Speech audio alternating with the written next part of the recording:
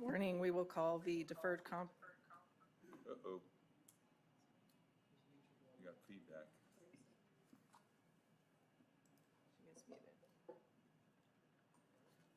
We will try to call the Deferred Comp Advisory Committee of April 27th to order. at 11 o'clock a.m. Ms. Strange, would you please do the roll call? Certainly. Ms. Goodman? Here. Mr. Wilverding? I'm here. Mr. Wolkamp? Here. Ms. Herman? Here. Mr. Keokum? Present. Supervisor Canepa? Here. Ms. Babb? Here. Mr. Hopkins? Here. Thank you. The first item on our agenda is approval of minutes for the quarterly meeting of January 26, 2023.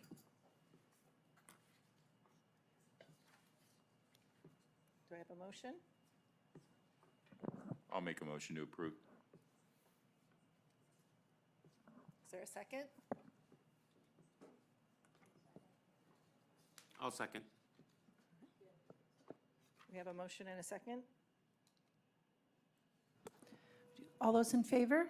Aye. Aye. Aye. Abstain. All those opposed? Thank you. All of the microphones right now are muted, so to speak, you just have to push the button and have it turn green. Just for the record, that motion carries 6-0. One abstention.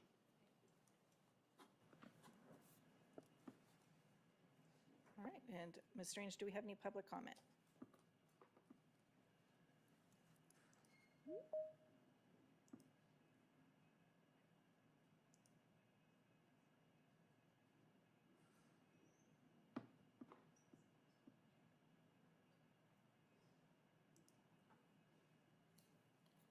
No public comment. All right, then we will move to meeting documents and informational item. Tammy. Thank you. So for quite a long time, the documents that accompany now this joining. meeting, we ask people to bring their own, but we do know that sometimes that's awkward for people who are coming from out of town. So we were going to ask the committee members if they want us to have printed documents for everyone. We did supply them this time. If that's easier for everyone, I know at some point we may be looking at purchasing tablets, but until that possibility, we just wanted to get an idea from the committee members if they wanted hard copies here. I appreciate having a printed agenda. And the rest of the documentation I can read online. Okay. Anyone else have a preference? I actually appreciate having them printed in here. I look at things online before I come down, but it just saves me doing a lot of printing or having my admin do it. And you guys put things together so nicely. I know Vincent's little packet and whatnot is pretty crisp, so Okay. maybe a little bit of laziness on my part, but I really appreciate it. Okay. Anyone else have a preference?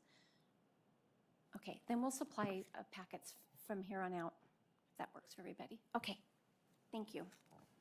Thank you, Tammy. And next, we have an agenda item, educational efforts to keep funds with deferred comp program. And Brenda DeVecchio and Tammy will present. Thank you. So at the last couple of meetings, there's been some expression about the concern about the money leaving the plan. And so we thought it would be beneficial if we just did a quick overview of what we're currently doing to engage employees and retirees so that the committee has a comfort level there, plus provide our thoughts on additional ways that we can lessen participant withdrawals, hopefully.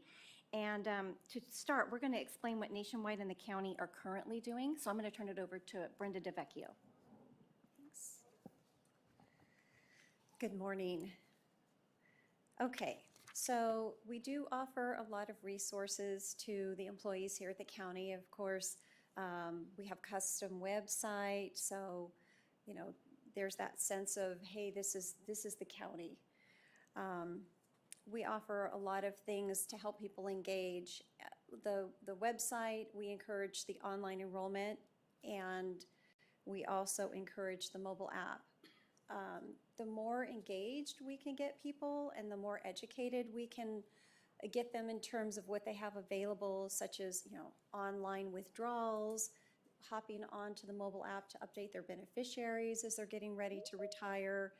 Things like this will help people see how easy it is to stay with the county versus having to go to the trouble to figure out where they're going to go next. So I think those things are good for engagement, including our virtual courtyard, which we did last October and kind of in the fall, just to help people think about enrolling, think about their investments, and make sure that they're positioning themselves for successful retirement.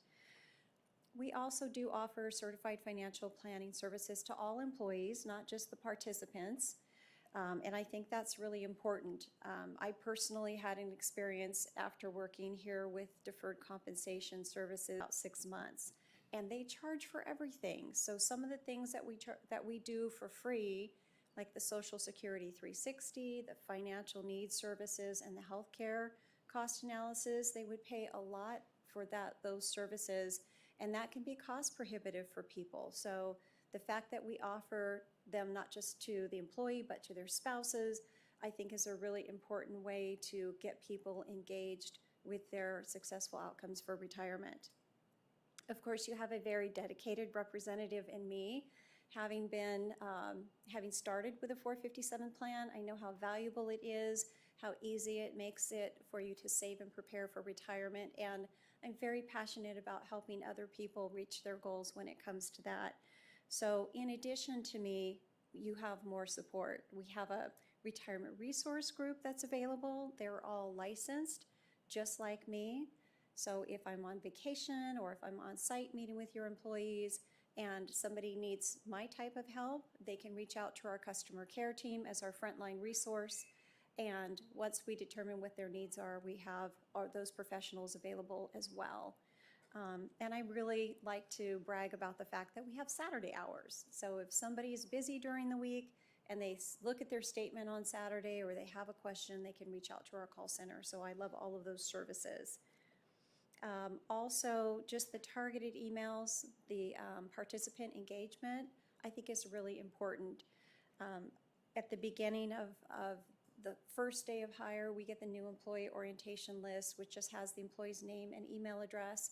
I reach out to them with a DocuSign form to encourage them to engage, but I'm now sending those lists over to our participant engagement team so that they can remind people that the benefit is available, because we all know when we start a new job, it's boots on the ground. You're so focused on what you have to do to be up and running and successful at work that sometimes these benefits sort of fall to the back. So bringing these up to people gently through email reminders, I think is good. So those are some of the things that we offer in addition to the not just the education on the website, but the education that we provide virtually. Okay, there you go.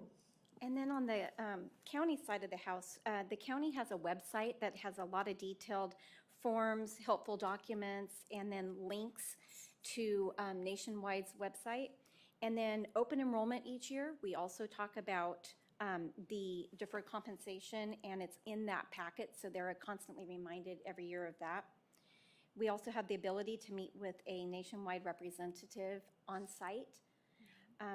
We have on-demand webinars and Nationwide and the county's website. So there's all sorts of webinars if you're interested in certain things like Social Security, or at the beginning of your career, at the end of your career, wherever you're situated. We also provide quarterly retirement seminar series. Well, we don't. Nationwide does. And so what we do is we do an email blast to everyone and talk about those webinars. And they're a diverse group of trainers and a diverse portfolio of different seminars. And then we also do a National Retirement Security Month every October, and that's a large campaign that we really do a lot of work on to make sure that everyone is aware of the deferred compensation program. So we have, at the beginning of our career, we have the NEO, and then at the mid, we have all those things I just mentioned, and then late in the career, we do retirement seminars where Brenda attends those, and there's I believe two a year, and that Brenda attends. So with all that being said, we can do all these efforts, but if employees and retirees aren't engaging or they're unaware of where these things are located, it's kind of moot. So Nationwide and myself, we kind of did a brainstorming, and we were trying to come up with additional things that we can possibly do to get people to stay with the plan. And so I'm going to hand it back over to Brenda, and then I'll talk again.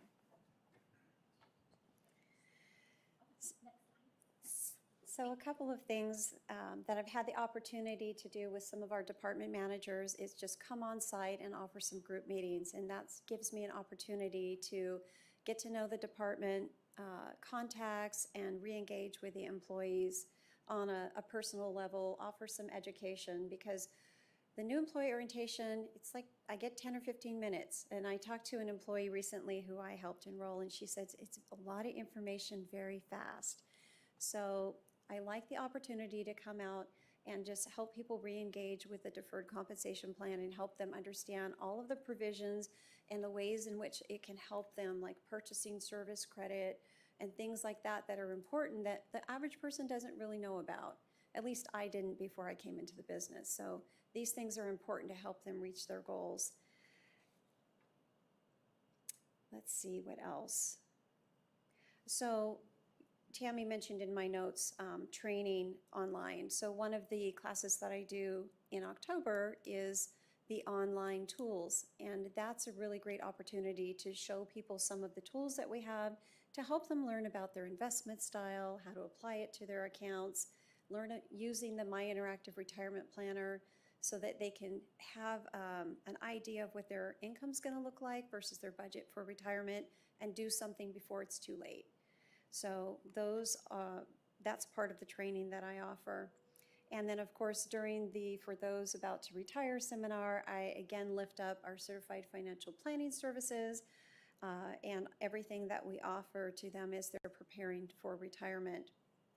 Now, I do talk to a lot of retirees, and oftentimes as your local rep, if they reach out to me about moving their money, I ask them, because I know how important this is there anything that the county can offer that would make you feel like you could stay? You know, what products and services are you finding outside of the plan that's causing you to look elsewhere? And so that kind of feedback led me to lift up the idea about adding CDs and possibly bonds to this Schwab self-directed brokerage account. A lot of our retirees are risk adverse. And they are looking for as much in terms of return as possible. And so our high dollar or high balance retirees are looking to banks and credit unions for CDs, whereas we may be able to keep them in the plan using this Schwab self-directed brokerage account. So I'll keep lifting these, this feedback to you and to Tammy as it comes up. And if there's anything I can see that the committee might consider in terms of things that we can add to the plan, I'll come forward with those. So Brenda, I was just having this conversation in the last couple of weeks with a couple of other groups, and given the rates that are attached to anything fixed income, and I believe I had mentioned this at our last quarterly meeting, you know, the 2 point, whatever it is, 4 or 5% or whatever on the guaranteed interest, it's not cutting it. It just isn't. You can go out there, and even though rates have dipped a bit, 4.5% on, you know, a midterm treasury bond, that's almost double the yield you could get from just leaving it sit in there. You can get CD rates if you shop around for 5+% if you want to go out far enough on the timeline, and those aren't competitive. And as you just pointed out, you know, there's not a compelling reason to keep that in the portfolio. As you may remember, and many of us in this room probably recall, we had a 4% with, back it was, I think, Hartford at the time, when effective rates were less than 1. So that was a very compelling reason, not only to be in the guaranteed interest, but also to keep money in the plan, and things have just completely flipped around. And my understanding is, from talking to people who know more about this than I do, rates are likely to hover around this level for some time to come. So, you know, this isn't going to go away on its own. Right. So I just want to point that out. Thank you. So I'm going to turn it back over to Tammy. Thanks. Okay, and then the county is going to make some more efforts too to do things like monthly email blasts instead of just, you know, concentrating in October. We're going to do quarterly email blasts focused on specific campaigns and trainings. We're also going to do a campaign to update beneficiary information, and I think this is really important because when we transitioned from Mass Mutual, some of that beneficiary information did not come over. It's very concerning, and so we want to make a real effort to do a campaign. And when you reach out, it brings the Deferred Comp program back up in front of everyone again, too. And then we're going to make another campaign to gather emails from participants that are active and retirees and work with SJ Sarah to do that, to make sure that we have information that we can get out quickly through email and not just snail mail. And then currently the Human Resources Department, they send out an exit interview packet when an employee leaves. And we are going to start inserting deferred compensation information in that packet so that people are aware that they can leave their funds with the county. And then we also offer documents in English and some in Spanish, but I want to make more of an effort to get more Spanish documents to make sure that we're hitting all of our participants. And then I did contact Joe Celli at the Retired Public Employees of San Joaquin County because we know that they've had articles from, what is it now? It used to be Valley Strong, and, you know, which actually encouraged people to leave the plan. And so I did reach out to them and asked if they would consider us putting an article in. And Joe was very open to it. I just have to write it, submit it, and then have it voted by the board to see if they approved it. They're just a little nervous about wanting to support any one entity, but I did remind him that he let Valley Strong go in there. So anyway, and then lastly, the NAGDA conference. Every year there's a NAGDA conference, which gets all of us in a room, and part of that process, they have the same asset sizes, and then we can switch ideas and get ideas how other people are handling the same situation. So those are the things that we have brainstormed about that we think that may assist us in keeping some of these funds into the county's deferred compensation plan. Does anyone have any questions for us or any other suggestions?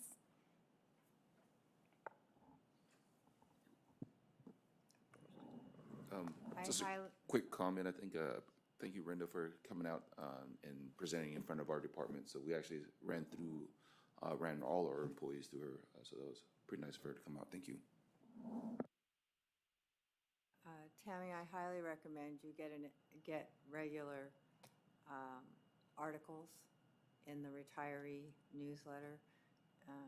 The Valley Strong articles are they're very strong about where to move the money. So I would encourage you to do that if you can. Again, it's because of the rates. It is always good to encourage and enlist new people, but the majority of these funds leaving are the people that are retiring and going, I can get an interest rate much better. And it's getting to the point that I'm even thinking that, and that I'm on this board. So it sucks.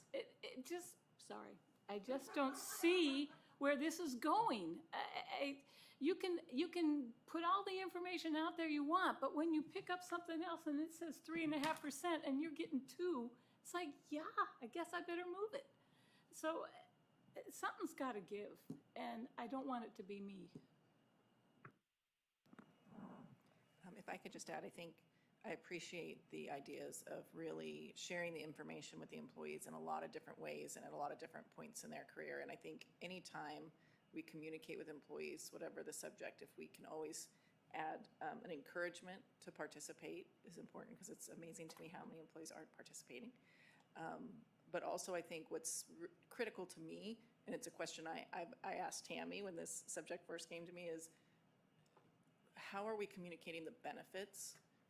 Why is it a benefit to me as an employee who's leaving? Because I think they have a lot of other people telling them the benefits, so I think it's super important. Some of the things you talked about, you know, the resources they have available at no cost, you know, and maybe trying to share some of that information highlighted more of, so that they're understanding that they may be moving their money somewhere there's more fees, you know, wherever we can highlight what's the true benefit to them, I think is really critical. So I appreciate the efforts, and just think as we endeavor in these, it's really important to me that we're consistently encouraging participation, and then also what are some of those benefits. And I know we've talked before in this forum about the benefits of the nationwide services, so how we can highlight that as well. Thank you. And can I make just one last comment? I want to piggyback on what you just heard is the fixed income portion of what we have available is incredibly limited. I mean, there's I believe, one or two little bond funds in there. But more and more, I think with the interest rate environment the way it is, and what you're hearing from a number of the folks, is there's just not a lot of opportunity there. And I'll share something, and Supervisor Canepa can weigh in on this because he was there with me last night, is we just listened to a presentation in the health plan, and I'm on the F&I committee, so I got to hear it in depth the week before. They've pulled their money out of the treasury. I think Fonseca is it not out yet? Okay. It's about probably $1 billion or so, and they're putting it all in fixed income. So because they want to keep it conservative, and they were, they're talking about targeting a 4.5 to maybe high 4s percentage rate, and to do that strictly on fixed income. Well, we've been in a Vincent's pulled together a fabulous lineup. I'll tell you, I look at other plans and I kind of go through what their offerings are, and I have yet to see something any better on the equity side than what we've pulled together. The problem is the economic environment right now has created a flat environment for equities overall. Our portfolio, I think, has moved steadily up as the things have pitched and ground its way forward. But with the limited fixed income offering, and it's probably, like I said, going to be pervasive, we're probably going to see more and more of this. So to the degree we could get things in there that do involve CDs, as you mentioned, I would say some treasury options would be great, maybe even some corporate debt. Anything on the fixed income side would be a help. My 2 cents.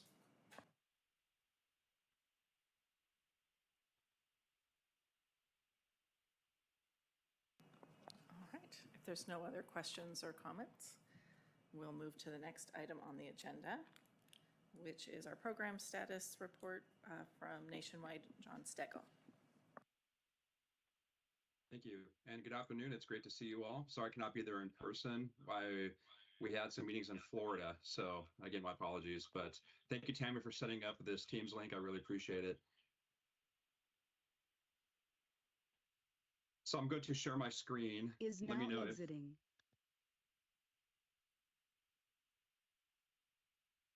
Can you all see my screen okay? Yes, we can. Great, thank you. I'm not sure if you're looking at the screen or if you have handouts in front of you, or if you have an electronic version to see it. John, we have them a hard copy. Hard copy, terrific. Okay, so I'm going to start on the second page, which is the plan summary.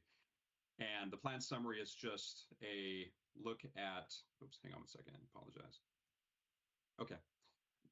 So the plan summary itself has your 457, your 401A, and then the totals on the right-hand column. And so we have the beginning balance at the beginning of the quarter, and then we have activity. So we have contributions, distributions, fees. That's your 2.25 fee for the nationwide side, all of your gains and losses for the quarter. And then on the bottom right would be the ending balance of $503 million, where we finished the plan on March 31st.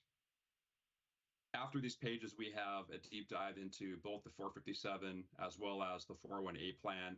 I'll spend just a few minutes on the 457 plan and just maybe touch on the 401A plan at the very end. So specifically for the 457, we started the quarter at $464.2 million. We had contributions of 6.9, just under 7 million, distributions of 10.9. There you can see the fees, the loan activity, and then we had some money coming in, as well as gains and losses for the quarter. So the quarter we were market positive, $18.2 million in overall gain, and the deferred compensation plan finished the end of the quarter at $479.2 million.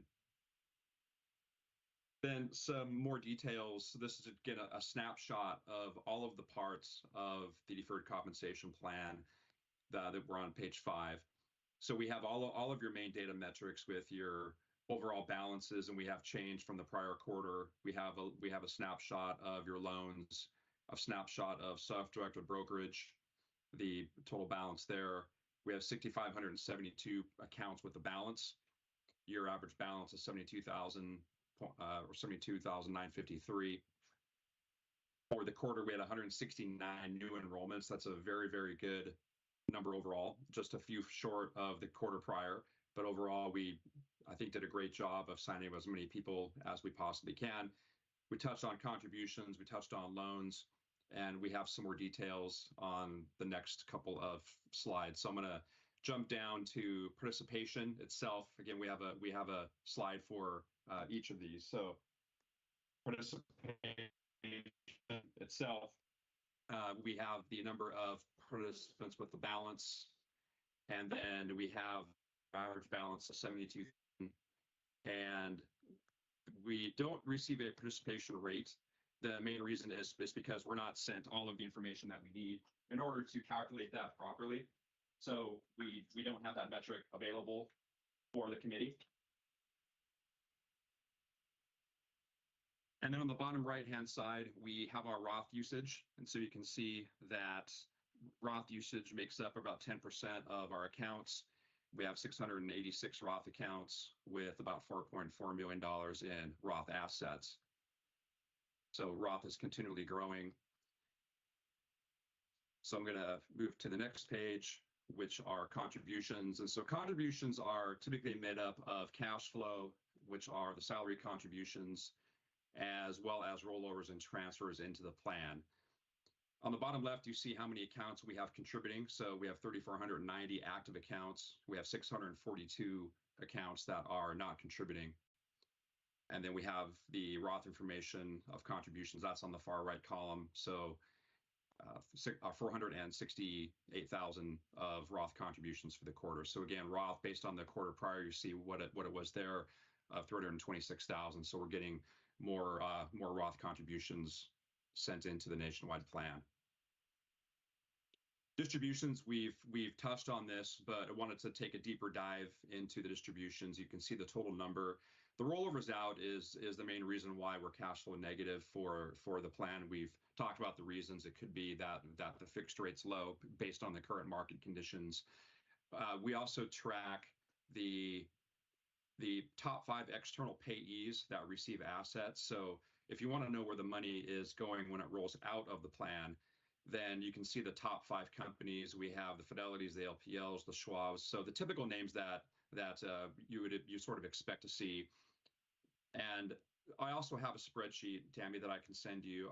I pulled the full version for the quarter. This is a snapshot because that has to fit in the section of our report. But I actually have every single withdrawal, where it went, the names, the dates, all that. So I can share that with you, Tammy. But these are the top 5 vendors that the money is going to when the money is rolling out of the nationwide plan. We also had some other types of terminations. So these are folks that simply would call termination. These are folks that just left the county and took cash. We had a few RMDs. We had one looks like a hardship. So, but most of it's rollouts. Hey, And so John. to try to prevent those. Yes, This is sir. Jay. Can I ask you a question? On your top 5 companies that are being rolled into for our distributions, obviously Fidelity Management is the number 1 by far, with over $2.5 million worth of funds being received by them. Do you have any idea of what type of offerings Fidelity must have that are drawing that much funds toward them? Because the difference between them and numbers 2 through 5 is pretty dramatic. John, if you I don't would mind, agree. do you mind if I say a few words? So it's Greg Sabin from Nationwide. So a couple answers. One thing is Fidelity and some of these other money managers, account holders, a couple reasons why people move money, especially to Fidelity. One reason, they have Fidelity relationships already.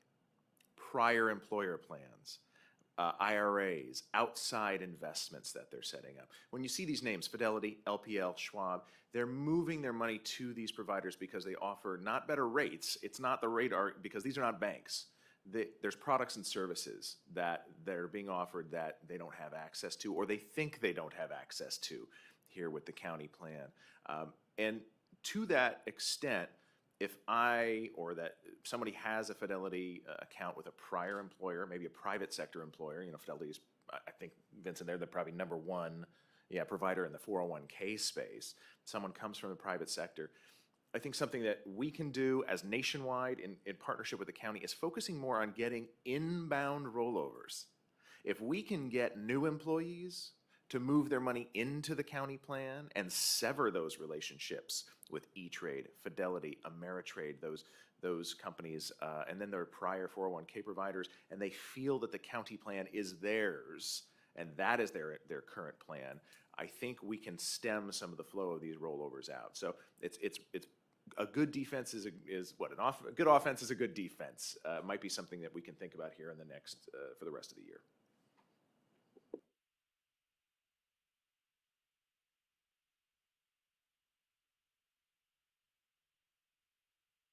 Okay, thank you, Greg.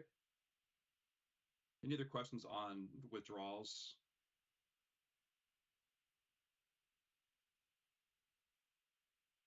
Okay, we'll move on. So I won't spend much time on this.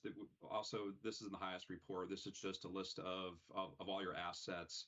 On the upper left, it talks about where the money is sitting with respect to asset classes. So you can see that fixed assets is the asset that we've been talking about today during the meeting. So that doesn't have any risk at all. 30% on large cap, and you can go down the list and you can see where the other dollars are sitting. Target dates make up 18% of the plan. And then we also have a list of all of these by asset class as well as age. So we can take a look at age groups. So for example, you're 60 and over. If you look at where they have their money, this is on kind of the bottom right-hand side of this report on page 9, 60 and over, they have 32% of their money is in target dates. And you can see the kind of various percentages there down the list. Actually want our team to maybe take a look at these percentages, but it gives it in raw dollars too. The fund balances, this is just a list of where all of your current assets are sitting in your plan. So you can see the very top account has the highest asset level. So the Nationwide fixed account, current quarter 163 million in the Nationwide fixed. Your second most popular fund is the Vanguard Institutional Index Fund. And then the third would be T-Roll Large Cap and down the list. And so we always will track your assets as well as the funds specifically. And then we also track it quarter over quarter for you. So I'm going to get down to loans. So I won't touch on loans that much, except just to show you just the main stats. We already looked at your overall outstanding loan balance. You have 241 active loans on the books. We have, it's a positive 8 from the quarter prior. Loan disbursements, so these are the new loans, 35, paid out 428,000. The quarter prior, we had 40 loans, so we're down a kind of a net 5 from quarter over quarter. And then 10 loans were paid off, and we received back about $231,000 in loan payments. Then on the bottom right, we have your loan counts. So in the blue cells, we have your balances. So we have active loans. Those are general purpose and primary residence. The difference is for a primary residence, you can pay at from 6 to 15 years. General purpose would be a 1 to 5 year payback. And then we have a historical look on your loan defaults. And so we have just, again, your basic loan information, but nothing that really stands out with respect to loans itself.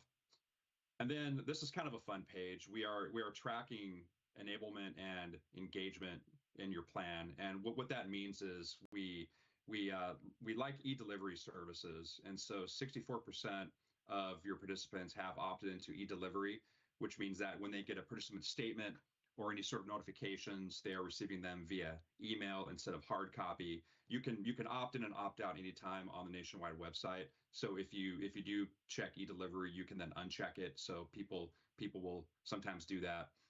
20% of your enrollments are done online. So 28 out of your total enrollment number last quarter were done online. When you look at distributions, we had 100 distribution transactions in the first quarter, and 66% of those were done online. So your folks that are leaving the county like to utilize that. Instead of a form, they have both options available, but the adoption for e-delivery is getting very, very common at the county. We've also had a great growth in your online account engagement. So we have 3,107 online accounts. So those folks have gone out and opened accounts through Nationwide Online, so they can go on our site. We have a little bit of adoption with the My Interact Retirement Planner. Brenda mentioned this earlier. These are the folks that have gone out to the Nationwide site and have utilized our software. And this is the software which gives you a retirement goal and lets you know if you're on track to retire. So there's a retirement readiness score. And so very, very quickly, out of the 3,107 online accounts, 1,486 have gone out and utilized that software. Probably, I would say most with Brenda already. And so that makes up about 23% of your total participants. And that number keeps growing very, very quickly. We have 84% of all emails on file, which is a very high number. And so we've had a lot of success with online engagement because of that. So we've done a great job of collecting as many as we can with Tammy's help. And then the last thing I wanted to mention was called My Investment Planner. And we probably don't do a good enough job at advertising some Nationwide services, but My Investment Planner is free advice. So if someone wanted to go out to the website and get some advice, they can through what we call MIP. And so 34 people have used My Investment Planner to get free investment advice, and it'll give you fund-specific advice. Once you get that advice, you'd have to keep using it. So you don't want to do it once and forget it. You want to keep on utilizing the service. But that's something that Brenda talks about with your employees when they meet with her. It's a great tool. It's a great option for your folks who do want a little bit of investment assistance and maybe don't want to pick their own funds. That can help you with that. So I'm going to pause. I appreciate your attention and thank you. So are there any questions about any of the Nationwide data?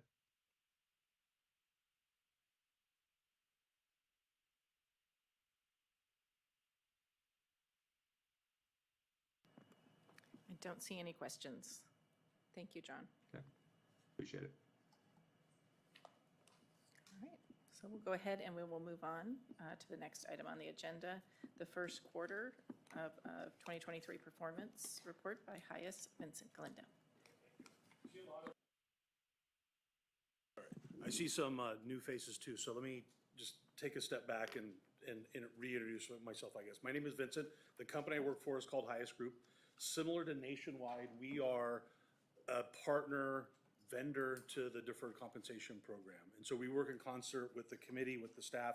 The one subtle but a very important difference is, unlike Nationwide, we as a retirement plan consulting firm adopt fiduciary status, meaning that we are representing the groups of participants in the plan. Weirdly enough, even though the county is our client, we're beholden to those people, employed or not by the county. If they have $1 in their account, that's who we're advocating for. So really what that means is every recommendation that we make has to benefit that group of people. The other part of it too is, even though my desk is in Portland, Oregon, I grew up outside Sacramento and Woodland. The first day of my first job out of Berkeley, I met a woman from Oregon, so we moved up there 25 years ago. But most of my clients are down here somewhat intentionally to get back home. Let's go through the performance report. Certainly, this is usually a discussion. I would encourage you to pause. I think my biggest fear is to drone on and on for the next 13 minutes without interruption. We are definitely at a bifurcation. If you can flip ahead to page 5, I'll pass through the text-heavy narrative to get to similar data points but graphically displayed. There should be 4 charts. Keep going, please.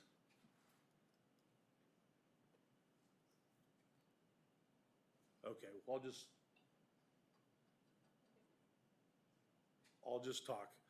Essentially, when I talk about the bifurcation of the economy and maybe the market, is a lot of the good news is looking back. The Federal Reserve has been really, really good about taming this overheated economy, and it seems like we're getting exactly what the Federal Reserve wants. And so one of the things that I want to talk about is this gross domestic product, or GDP. If you have the hard copy in front of you, yeah, right here. It's the chart on the upper left. Most economists would view this as a good measure of our economic output. I talked about the first half of last year where we were in this semi-recessionary environment, but the second half of last year was really, really strong. As measured by GDP, most economists would say a Goldilocks economy is about a 2 to 3% growth rate. Not too hot, not too cold. We saw that in the third quarter of 3.2. The fourth quarter came in at a positive 2.9. It was since revised downward to 2.7, and then finally 2.6. I don't know if you saw the news today, but GDP for the first quarter came in at, anybody care to guess? 1.1%. Most economists were viewing a 2%, so that not only the 2%, which was much lower than what we saw in the last half of last year, but it was lower than expectations. And so again, somewhat good news, bad news mix is that the economy is slowing. Back to my point, the Federal Reserve was trying to do this with increasing the interest rates, and it seems like the job has been done, kind of. But let's move into the unemployment rate. The unemployment rate is one other economic indicator that drives what the Federal Reserve does with the interest rate or quantitative easing. A measure of full employment is an unemployment rate of 5%. Pre-pandemic, it was 3.5%, so really, really healthy from a jobs number. The latest read nationally is 3.5%. Here in the county, it's a little bit higher at 6.5%, so not as great, or maybe not as thin as the national average, but still relatively healthy from a jobs number. The one thing that was giving not only economists but investors in the Federal Reserve heartburn was the chart on the bottom right. This is a consumer price index, or that's inflationary number. Prices for goods and services are costing a lot more than what they did last year. But the nice thing is they're off the highs. The Federal Reserve has an explicit target of an inflationary number of 2%. Late summer, early fall, it was 9.1%. It was a 50-year high. And so again, with the aggressive interest rate hikes, we seem to throttle that inflationary number down. The latest read is 5.0%. It's still twice as much as the target, but not as bad as that 9.1%. The footnote, and it's probably not even a footnote because it's an important number, that failure of Silicon Valley Bank as well as Signature Bank of New York probably did just as much to this governing of the overheated economy as any interest rate hikes. Meaning there were significant amounts of interest rate hikes through this year and into next year. After the failure, interest rate hikes, probably one more. Safe money is that there's going to be one more interest rate hike in May, and then in September, rates are going to probably dip. And it leads into this discussion around the money market fund. So if I could pivot, I didn't want to interrupt the flow earlier, but one of the things that we could possibly do in addition to inserting CDs in the self-directed is explore adding a money market fund to the actual menu in the 457 and the 401A. Because right now, money market funds are paying 4.5%. But here's the rub. There's just a couple considerations. This is a unique cycle, and rates are going to normalize. So if you leave, not pointing to anybody, but if a participant leaves to chase that 4.5%, now all of a sudden rates dip in the fall. Now all of a sudden that 4.5, maybe 3, and now again, given the structure of that fixed account, now all of a sudden rates in the general account or fixed account could be even higher. And I think once you leave, unless you leave $1 a portion, you can't come back. And so the other important part of a money market fund is they're not guaranteed. And I don't want to get political, but there's obviously some noise around this defaulting and the clash between the Republicans and the Democrats about possibly defaulting. And so that could have ramifications on these federally backed or Treasury money market funds. So just food for thought. You look like you grabbed your microphone. Boy, you're all over it. Thanks, Vincent. I don't want to cut in front of what you were talking about, but when you're talking about adding a money market fund, I will tell you something that I stumbled over about 3 or 4 months ago, and yes, it may fit into the here today, gone tomorrow scenario. If things are going to be gone tomorrow, which nobody knows that they are, is there's one particular, and I'm not trying to sell any particular account other than use any example of what you're talking about. SNSXX, which is a Charles Schwab product. It's a 7-day rated money market fund. You can look at, I just took a look at it this morning before the meeting. It's paying over 4.6%, and you can pull your money out in a day. So you can put your money in, take your money out as you know, is from a velocity standpoint, as much as you want, and 4.6% is huge, and there's no lockup period for it. So a product like that, I think, would be a huge, you know, benefit for the portfolio. And I would echo that. The one nice thing with the money market funds, on the money market side, they're very liquid. The downside is, given the structure of the fixed account, there's restrictions to prevent that free-flowing liquidity, to play the rate game, I guess. So I don't know if you want to characterize, or maybe John, I don't know why I'm pointing at you, but nationwide, maybe it's easier to point to the screen. Talk about the wash, the 90-day wash restriction. I'll take it. Yeah, the equity wash restriction, and sometimes they don't apply, Vincent, and there are some occasions when they do apply. So if there are options, we can take a look internally to see if those restrictions are in place. So the 90-day equity wash is something that protects the integrity and rate of the fixed account. And so if you were in fixed and transferred out, you'd have to wait 90 days to transfer back in. So those do exist in the record-keeping world, but depending on the kind of money market account you would want, I would then work with our finance team to see if that would apply, if that makes sense. So can't make any promises, but we would definitely do our best to make sure that those don't have to occur, but sometimes they do. So just wanted to point that out. And just to clarify, when you say you have to wait, meaning you have to park the assets somewhere else in a non-competing fund. You couldn't transfer directly. That's correct. Yeah. Okay. Yeah, so you couldn't go right from fixed to money market to fixed directly. You'd have to go to a short-term bond fund or something similar and park it for 90 days, and then you can move it in. Because otherwise, there would be a lot of rate chasing, and the fixed fund itself that we have must be 100% liquid at all times. So we have to design it for $46 billion in total assets, designed to be rate sensitive and benefit sensitive. So not only is it sensitive to internal transfers in and out, it has to be open to withdrawals. So if someone wanted to take their money, let's say you retired from the county, we would then pay that immediately. So there are no restrictions in or out of that fund. By sometimes adding competing funds, that does maybe impact the integrity of that rate for us to maintain that rate. So that's why we need to check internally, but there are some money market funds available that would not apply to. So we can maybe talk offline about that. Okay. Great.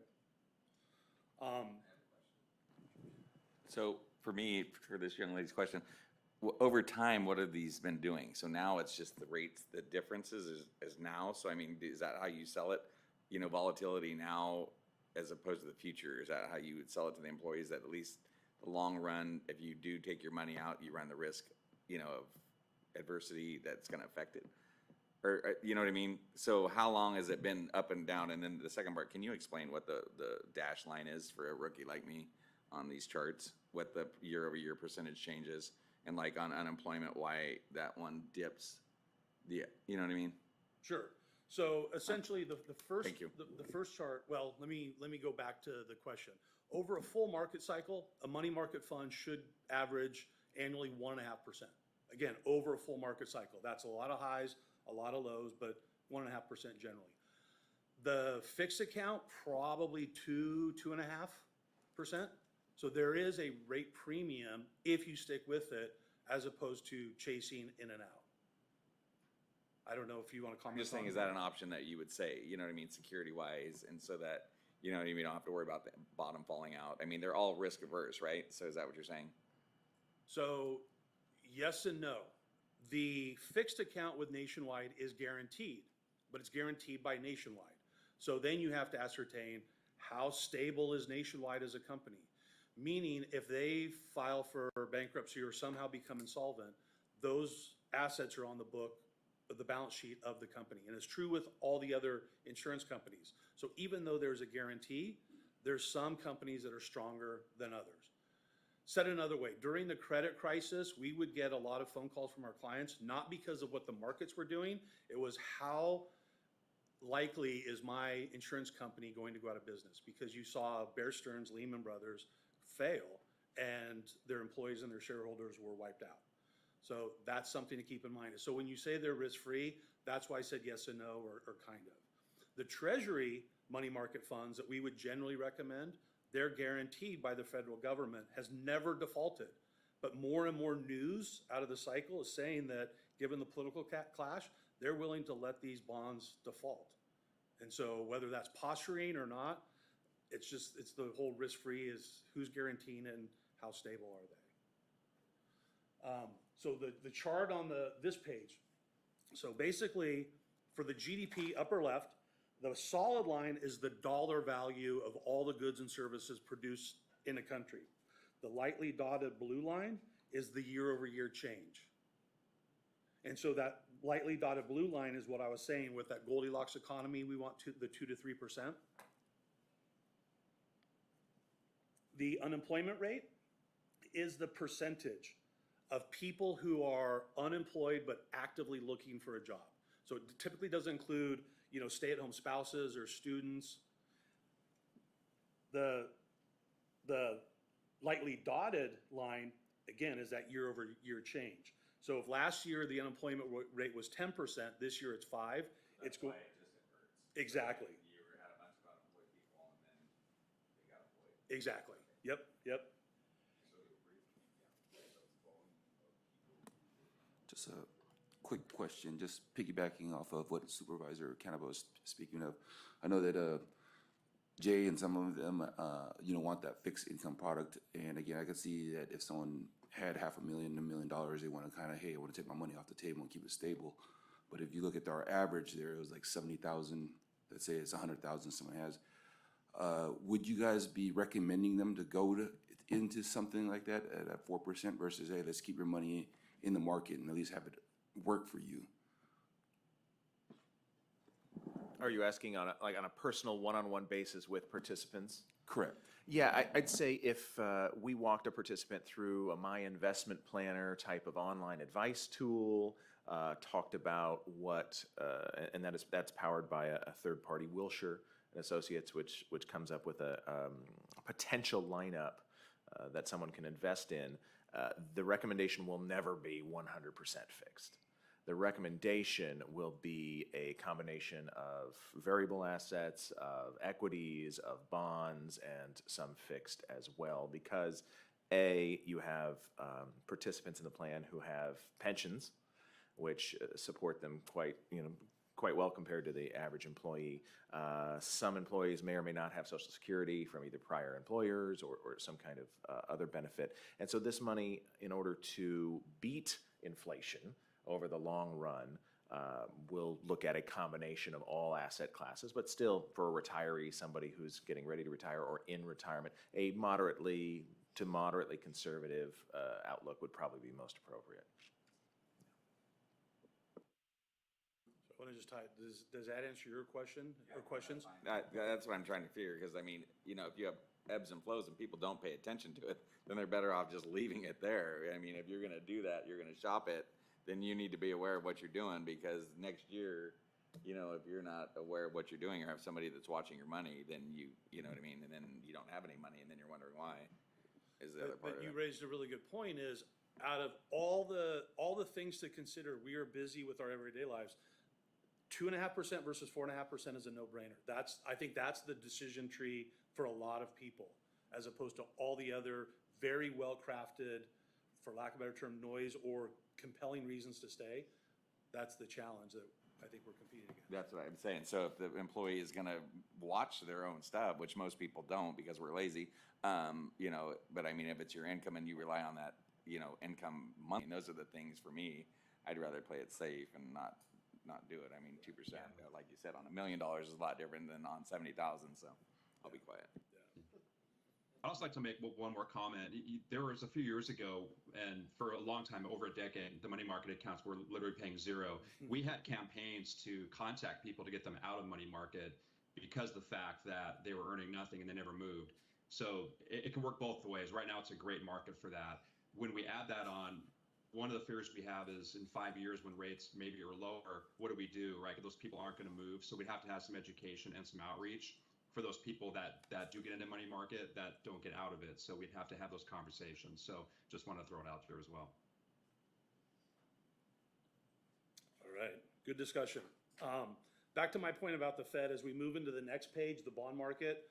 I mentioned the Federal Reserve, or the FOMC, is going to meet in May. There is about an 80% chance that they're going to raise rates yet again, 25 basis points.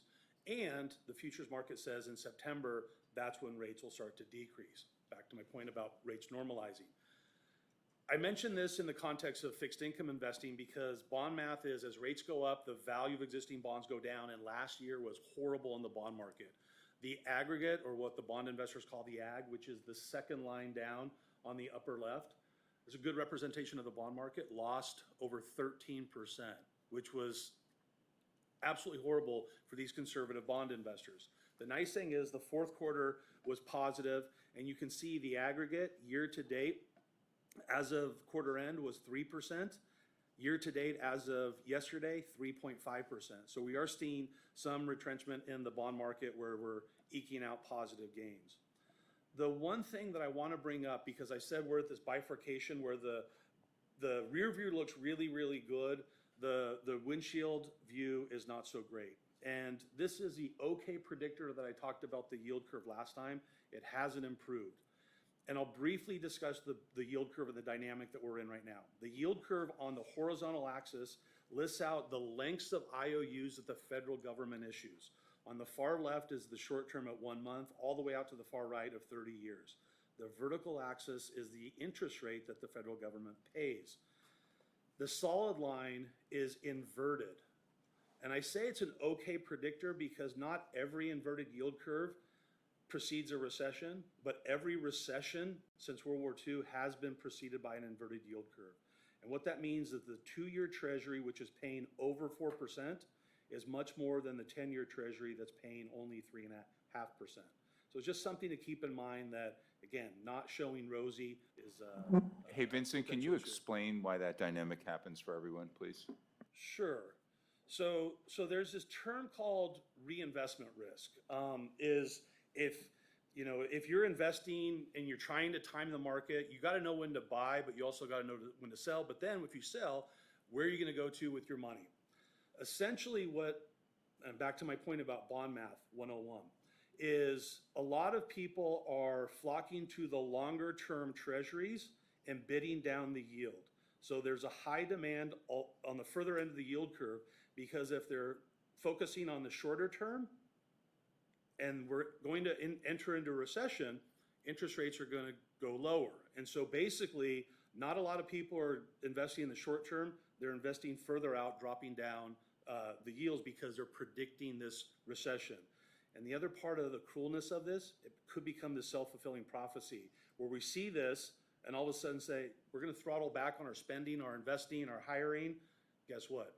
It becomes this recessionary environment that we were afraid of in April 23. So that's the dynamic of the yield curve and why the inverted yield curve is so alarming. Does that help? Yeah. Okay, moving on to more of the good news. The next page this is the bond market page. The next page is the U.S. stock market. The U.S. stock market is represented by the S&P 500 or Standard & Poor 500. These are 500 household names like UPS, Nike, Alphabet, or Google. If you remember, the S&P 500 was off, meaning negative, about 20% last year. Nice fourth quarter, and you can see for the first quarter, just the first 3 months alone, 7.5% for the S&P 500. And then on the next page is the international markets.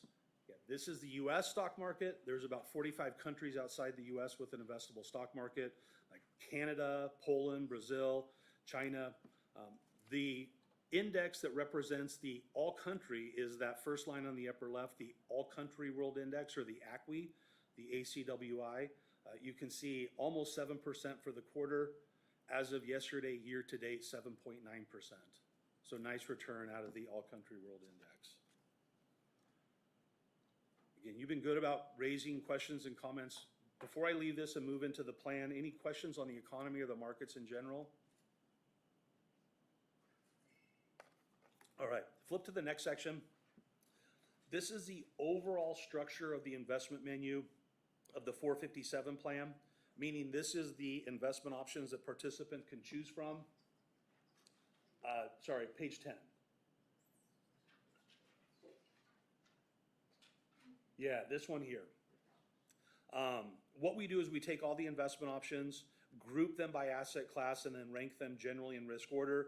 And this goes back to the point that was raised earlier. You have currently 5 funds in the fixed income category. Obviously, the one that got a lot of airplay over the last few minutes, the Nationwide Fixed Fund.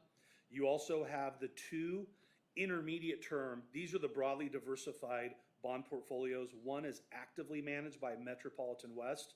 The second is an index or passively managed fund managed by Vanguard. And then the last 2, DFA manages a TIPS portfolio or Treasury inflation protected securities, meaning that the coupon goes up or down with the inflationary index. And then the TIACREF high yield or junk bond index. These are the fixed income securities that are lower credit quality, also known as junk bonds. And back to my point, if there was a desire by the committee, we could bring back either at the next meeting or a special meeting, however, a potential money market fund to flow alongside the other 5 fixed income funds. But we'll certainly defer to the county. And then rounding out that is you have the large company, the small company, and then right in the middle, the mid-sized companies. And then on the right-hand side, funds that invest in those international markets. Under the orange header, about 20% of the assets are in the target date models. These are the broadly diversified models that automatically and gradually get more conservative. And under the red header, you have the real estate fund and the special mineral fund. And then under miscellaneous, the self-directed brokerage assets and the participant loans. Next section, if you can skip a few pages and land on page 13.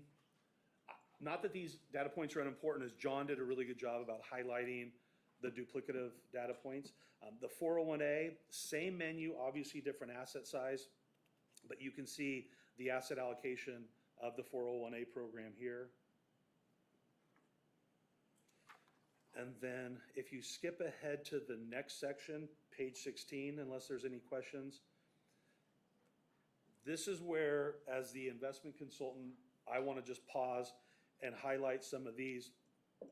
These are all the investment options on the left-hand side. It does tick down into the second page, but really towards the middle, those 2 columns, what we do is we screen the characteristics of all your funds on all the menus, and then we screen those against the metrics in your investment policy statement.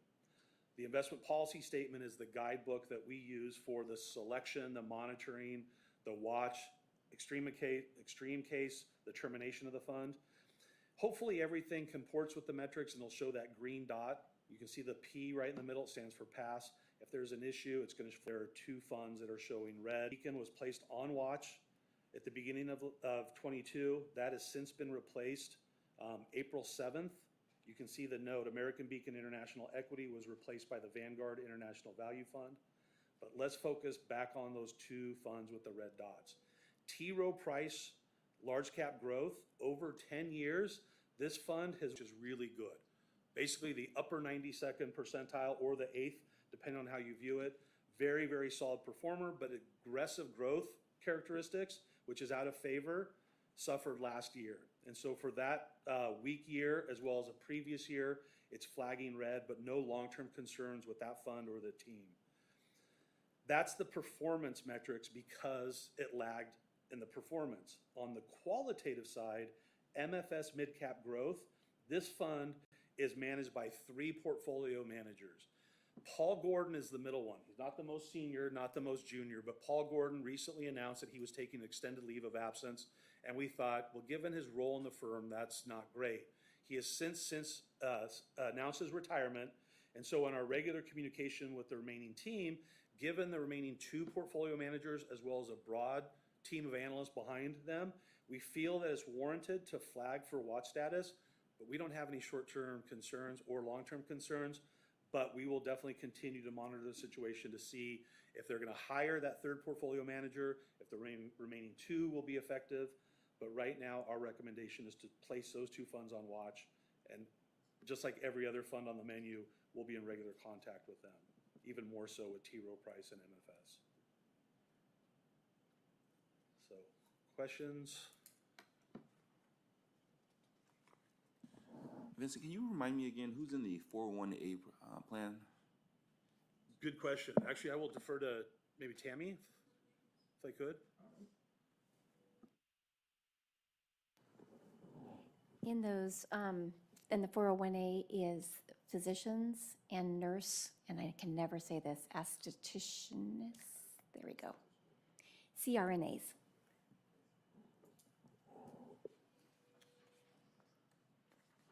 Okay. I will defer to the chair to see if a vote's warranted for the watch funds, if we should do that now, so, or table that to the end. I think we could do it now. Okay. I do believe we need a motion to put the funds on watch. This is Swansea. I'll make a motion to put the funds on watch. Have a second? I will second the motion. All right, all in favor? Aye. Aye. Opposed? Motion passes. Thank you. The last item, and I will be brief in this report, is the fee structure. The fee structure is one of the fiduciary responsibilities and is gathering headlines in terms of lawsuits across the industry. Fortunately, not with government, mostly corporations and higher ed. And so one of the things we always do is monitor the fee structure of the plans to make sure it's reasonable. And given our expertise, we feel that that's accomplished. But we don't give it short shrift, even though we may be brief in the meeting. Definitely, we monitor it on a regular basis. So let me explain the next page, actually, and it's punched out on mine, 25. Like the previous section, all the investment options in the 457, this is just the 457, is on the left-hand side. The assets are towards the middle. The expense ratio is next. This is what the participants pay each investment manager to invest in the funds. And it's in the form of percentage because the fund manager simply deducts her or his fee out of the performance before reporting it to you as a participant, net of that fee, but it adds up. The next column is the administrative fee in the form of that 5.75 basis point. And through math, we get the total dollar amount. So if you take a look at the bottom right, back to my point, the participants in the 457 are paying roughly $1.5 million or $1.663 million a year to the fund managers. And on top of that, in the form of the administrative fee, about $276,000. And the accounting of the $276,000 is in that small box.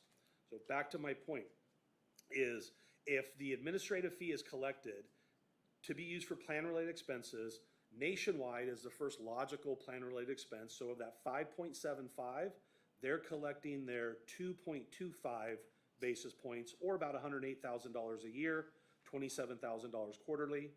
What the plan now can use for plan-related expenses is whatever's left, or that $168,000 or $42,000 quarterly.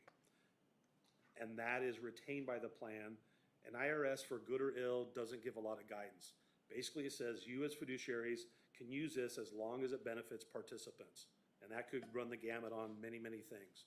And the discretion is up to you on whether it be legal, audit, food for an enrollment party, NAGDA conference, whatever that, consulting. But again, that's the only metric. And I'll skip the 401A unless anybody has questions on the economics of that plan. It's very similar, just a different asset size. Vincent, I just want to point one thing out, which I think is a really, really good thing, is if you take a look down the Vanguard International Institutional Index, it's about the 8th or 9th one down, VINIX, which is one of the largest, it's actually, I think, number 2 behind our guaranteed interest, and it's 4 basis points is the fee. I mean, that's like the lowest fee on the whole thing. And the fund's done remarkably well over 20-plus years. It's been doing great in the last year, especially the last quarter. And to see so many of our participants invested in that at such a low cost is really good.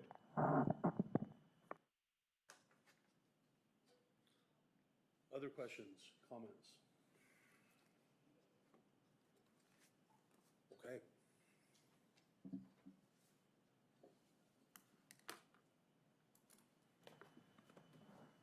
All right, so the next item on our agenda is the legal and regulatory updates, Secure Act 2.0, also Vincent. Sure. We mentioned this, and by we meaning Nationwide, as your outside partners and highest group. A little bit of background. The Secure Act 1.0 was passed in December of 2019. Even though it was the most sweeping piece of legislation as it pertains to retirement plans then, there were a lot of provisions that weren't included in Secure Act 1.0. Fast forward to December 19th of 22. Remember, keep in mind, that December 19th, towards the end of the year, Secure Act 2.0 was signed into law. And even though there were 94 provisions, a lot of the provisions were somewhat known to the record keepers, there was a lot of scrambling across the retirement plan record-keeping space. And so one of the things that we don't want to lose momentum, and this is where, again, I'll rely on John, Brenda, and Greg from Nationwide on going through this. There are a lot of provisions. There are some that are mandatory, some that are optional. Some took effect January 1, 23. Some won't take effect until 24 or even 25. But as you go through this, probably on this page, the most important one is section 306. It's the elimination of that pesky, some would say, unique rule within 457 of the first of the month. That was nice because it was eliminated immediately. The next most important one, and probably doesn't impact you as a committee or county, is that first one, 107. Basically, it increases the age, and John mentioned RMDs, or required minimum distributions. It's where the federal government says you're going to take your money whether you want to or not. With the Secure Act 1, it moved the RMD age from 70.5 to 72. 2.0 now moves it from 72 to 73 now, but you can see in 2033, it does increase to 75. While we're on this page, another important one is towards the bottom, 603. It requires that if you offer age 50 catch-up contributions in the 457, and you as a participant make $145,000 or more, that catch-up has to be Roth or after tax. And then the next page, this is the optional provision. Essentially, it increases the catch-up limits from 10,000 or 150% of the catch-up amount in 2024 for participants age 60 or 63, excuse me. There's a lot in terms of regulatory updates that we collectively from your vendor community are still looking for, but I'll pause there and see if John or anybody else has any comments on Secure Act 2.0? Just an update from the Nationwide side, Vincent. I guess the word is unfortunately, we don't have much more information than we did last quarter because of the fact that institutes like Spark, Nationwide, NAGDA, we're all reaching out to the government for more questions. There's a lot of unanswered questions. One that we do know is with respect to first day of the month rule, we're going to just offer negative elections. So we expect all plans to simply opt in. We're going to ask a plan to opt out, but we don't expect any to. So we don't have to worry about first day of the month rule. The ones that Vincent mentioned are the ones obviously that are getting the most attention. Hopefully by next quarter, I think I said that last quarter, hopefully by next quarter, we'll have a better handle on these, especially the Rothification of catch-up. That's the one that gets the most questions as of now. We haven't heard anything back from the government, the Treasury, nothing. So it's been fairly silent. But a lot of organizations are working on your behalf, and I mentioned the names of those, as well as the entire industry, to try to get those questions answered on a timely basis. John, this is Jason, counsel for the plan. A quick question. Among those issues that you're inquiring, is this something that could impact a potential amendment of the plan documents? Some of the provisions will require an amendment. We're not, again, that's also a gray area. So we're going to, and we have until 2027 in order to amend. So we'll sweep the provisions in. We're not sure which will require one or which won't. So we'll come back to the committee and let you guys know when it's appropriate. We're just not sure yet. Excellent, thanks. definitely more to come.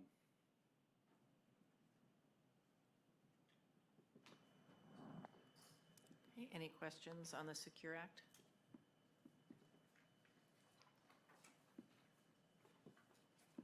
All right, then, seeing none, we'll move forward on the agenda. Also Vincent, discuss the plan's exposure to regional banks. Yeah, so after the failure of Silicon Valley Bank and Signature Bank of New York, what we did is we took a look at the holdings within the San Joaquin County plans. And the good news is there was very limited exposure. 0.03% of plan assets were invested, and the bulk of it was through passively managed index funds. On a dollar basis, it was $132,000 exposed to those two banks. And so unfortunately, given the write-off, those are reduced to zero, so it was a loss of $132,000. But with that said, I didn't know if you wanted me just to highlight briefly 2-3 minutes of Silicon Valley Bank or what happened, or has that been played out in the news cycle ad nauseum and everyone's okay? Vincent, I think it would be very helpful to explain to folks, because I don't think a lot of people would know based on the surface of that. It's not super complicated what happened. In my opinion, I don't think it's going to become a pandemic and go into the other financial institutions for the reasons that I think you can explain. Okay, so briefly, Silicon Valley Bank, in at least one way, worked like every other bank. It took in deposits, it kept some in the safe, it loaned some out, and it invested a portion of that. There's been some mixed news on what it invested in. The first I heard was 2-year treasuries, some it was longer durated treasuries, and then the other news said it was a mix of lower quality debt or fixed income instruments. But nonetheless, let's just say they invested the reserves in bonds. A couple things happened. One, back to my point about the Federal Reserve raising interest rates, and bond mass says as rates go up, the value of the existing bonds go down. Their investment pool shrunk tremendously. The other part of it was somewhat unique to Silicon Valley Bank is their customer base was very much non-diversified. Generally, the bulk of their customer base was tech startups. But the other feature of this is there had this parentage of venture capital and private equity firms. So essentially, they were a tight-knit community in the Silicon Valley in the same industry. The credit markets squeeze, the equity capital markets, they're disconnected, and these tech startups still needed money for their operations, payroll. And so what they did is they went to their bank. And all of a sudden, the Friday before, like early March, the bank had to start selling their bond portfolio at a loss, and they thought that this was unwise. So what we're going to do is we're going to go to the equity markets and try and raise $2.25 billion. And that was the first sniff of fear. I mentioned the venture capital and private equity firms. They sensed that and said, this might be an issue, and so what you should do, client tech startups, is go to the bank and maybe take out a little bit more and a little bit more.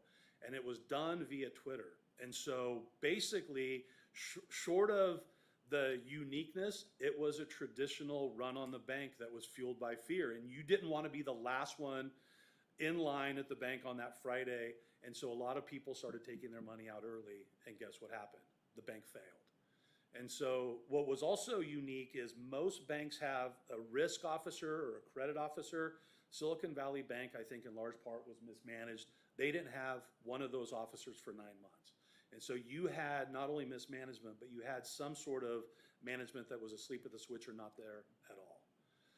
The other part of it too, and this is what the fallout is, 93% of the deposits were not insured up to that $250,000 max. So only 7%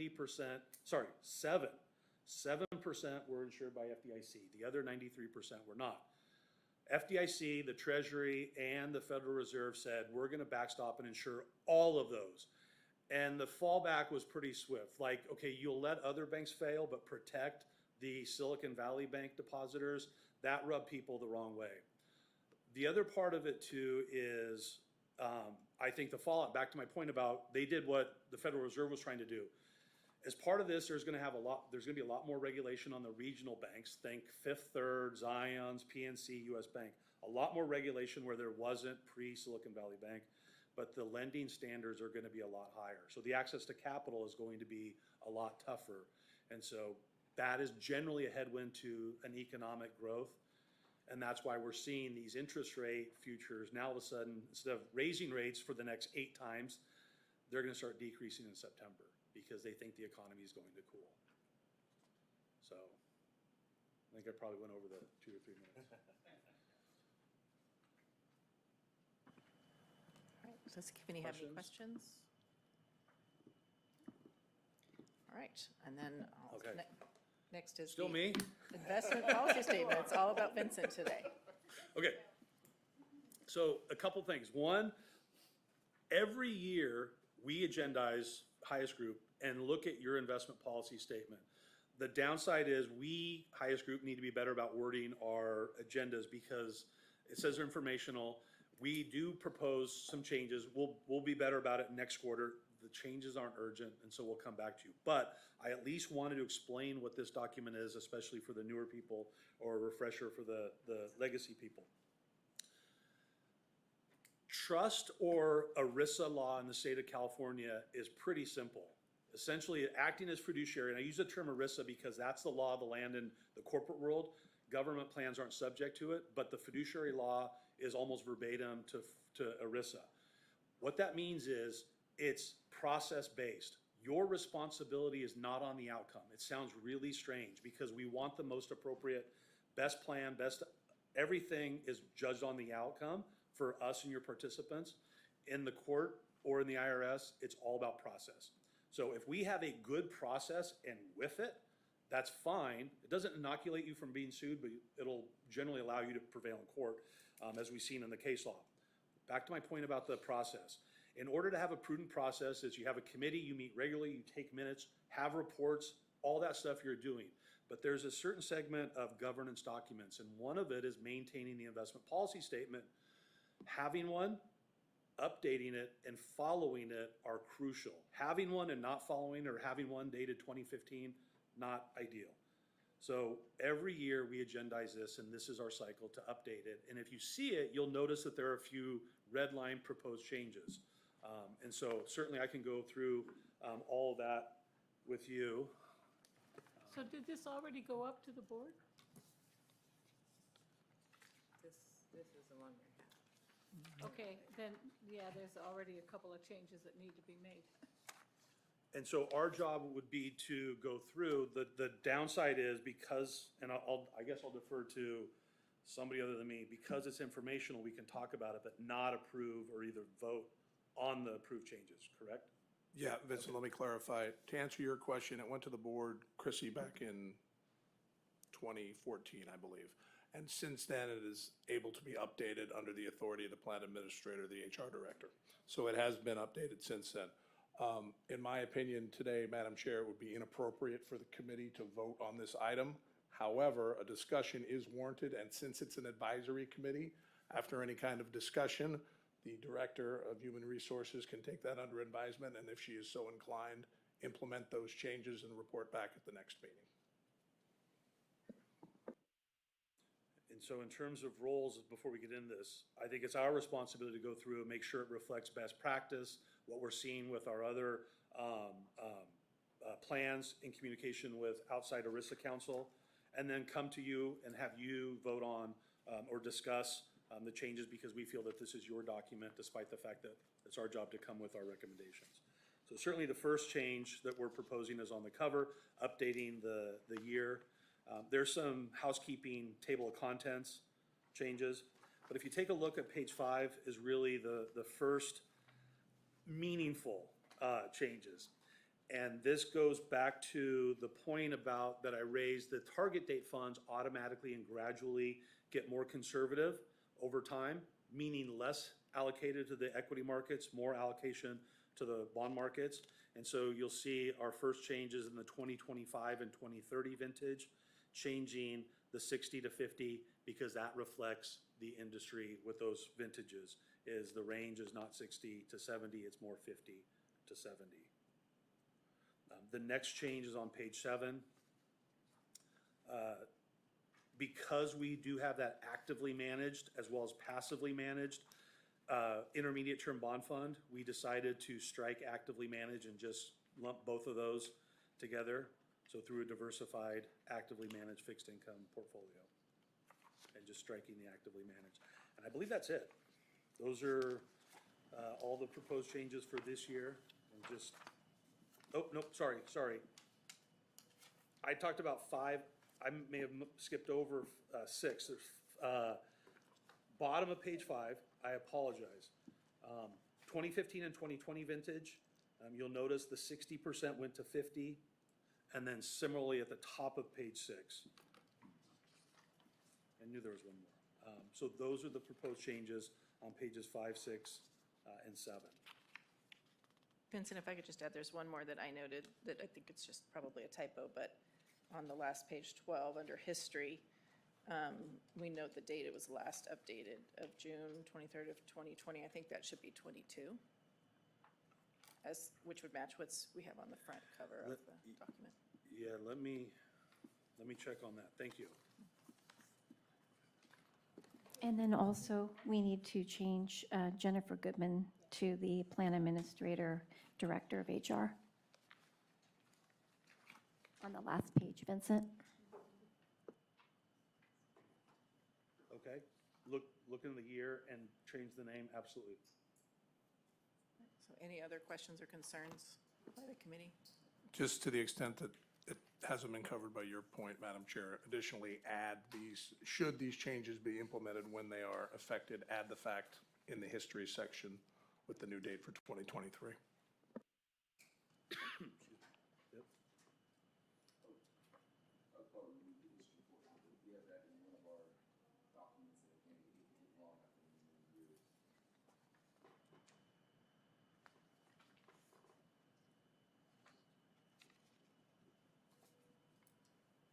Other questions or comments on the policy, investment policy statement?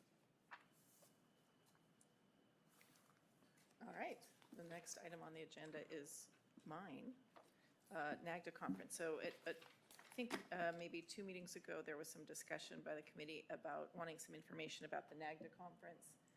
So we did want to share with you that information has been sent out. It's going to be held this year in Seattle. It's October 8th through 11th. There is both an in-person or a virtual participation option that's available to the committee. And registration is going to begin in early May. So if any of the committee members have an interest in attending, we'd ask that you reach out to Tammy to let her know of your interest, and we can make sure we make those arrangements. Any questions?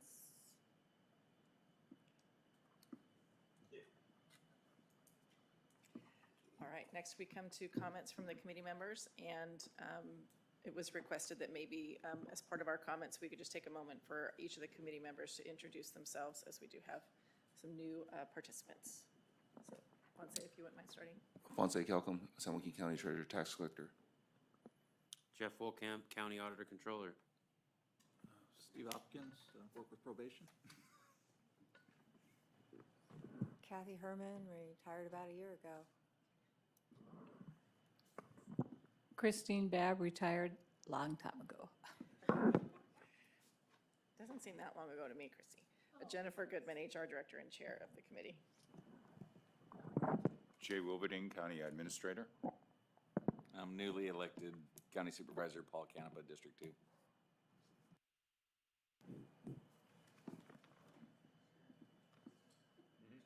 All right.